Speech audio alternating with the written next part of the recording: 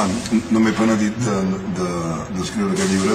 He de dir, a més, sense fer el pavo, que m'ho he passat bastant bé, menys en una cosa que és el moment de posar dates exactes, buscar llistes de noms, que m'ha portat concerts, problemes de gent que, per exemple, amb raó sense s'han queixat de que no hi sortien. Jo també vaig anar a prendre un tallat al Cafè Vic, altres, en canvi, corrint pel Cafè Vic i havien orquestrat o perpetrat grups de música, de teatre que no figuren en el llibre, que tenien una certa o tota la raó del món, en què havien de sortir.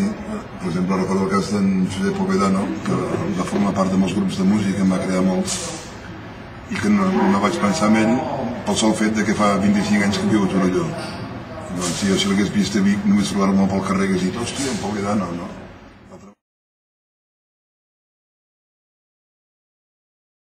Els episodis que més m'ha comentat la gent, no és que hagi fet una enquesta, no? Però els que em venen ara al cap, molta gent ha comentat l'espectacular presència en aquests 25 anys després de la presència en el record del Solàrium, i la gent troba molt estrany que una cosa tan simple i tan poc revolucionària a priori, no? O sigui, el fet de portar una platja a la plaça de Vic amb el carrer de l'altre món, en canvi sorprèn molt que escandalitzés tant en aquell temps, que no va fa gaires anys, no? En una època que ja la gent feia toplers o començava a fer toplers, o molts biguetans anaven per la Festa Major a Platja d'Aro. A la plaça Major de Vic es va ensenyar carn, però també era una carn molt amable. Jo la cosa més estratosfèrica que vaig veure va ser un senyor que anava amb calçotets, però quina porta calçotets? Veure un senyor amb calçotets a la platja no crec que faci girar els ulls a ningú. En canvi, veure un senyor amb calçotets a la plaça de Vic, doncs sí, ho van trobar una mica escandalós, no?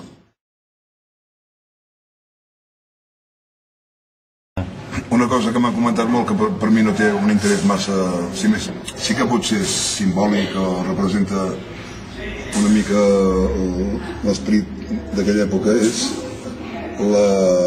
durant l'escola d'estiu, no recordo l'any, començaments dels 80, a finals dels 70, al seminari de Vic, uns joves contraculturals de fora de Vic, un de Manlleu i un de Roda, es van treure un faristol amb un seminari sobre feminisme. Ells mateixos van programar una conferència falsa d'un professor, un tal Benet Casablancas, que no existia, i es van presentar amb un faristol, amb una revista pornogràfica, i van fer que diuen en castellà, un amago de fer una masturbació. Es van abaixar els pantalons, però no va passar d'aquí perquè les feministes es van tirar a sobre, i aquí es va acabar la provocació que pretenien, no?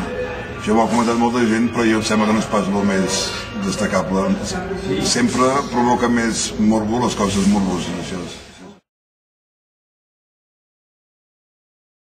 Més que tot també comenta molt, des d'un punt de vista nostàlgic, el que significava com a nèctar la vida i la comunicació entre les diferents branques juvenils que ens trobàvem al Cafè Vic, no?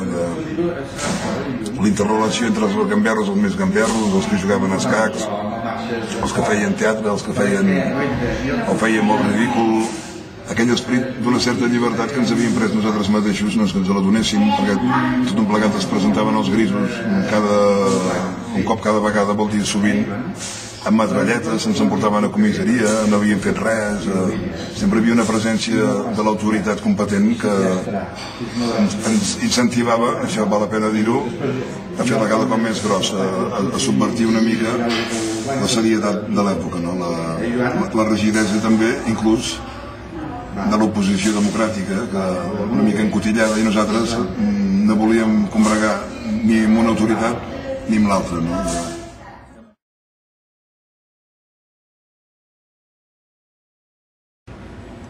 I em sembla que no hi va haver un relleu generacional. Sí que sempre hi ha relleus generacionals d'una manera entesa físicament, no? Però també, tal com ha dit algú fent una mena de crítica d'aquest llibre, cadascú l'hauria escrit d'una manera diferent. Hi ha gent que em diu que hi va haver un trencament molt fort que això no surt al llibre, a finals dels 70, començaments dels 80 també, i jo ho allargo fins al 85. I molta gent em diu que aquesta mena de generació rebel i bromista es va acabar a finals dels 70. Jo no he fet cap teoria en el llibre, l'únic que he constatat el que feia, diguéssim, la colla del Cafè Vic i tot l'entorn local biguetà, no?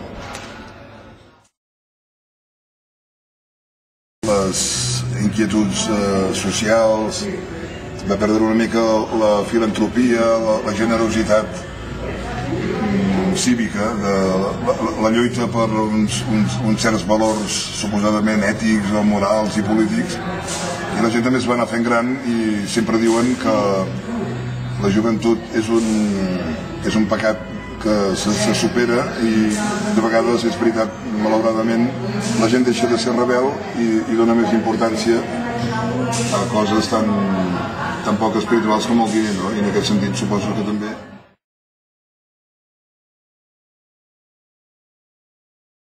jo no m'esperava que s'omplís. Home, si hi havia 180 persones ja m'esperava que n'hi haguessin 70. No sé, tampoc havia fet cap travessa, no?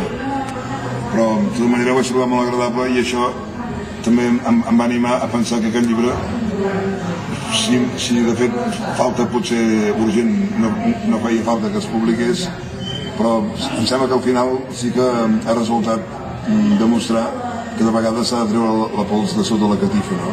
Encara que siguin històries petites que configuren una història minúscula, de vegades és aquesta història petita i minúscula la que fa, sumant anècdotes, si no la gran història, la història real, no?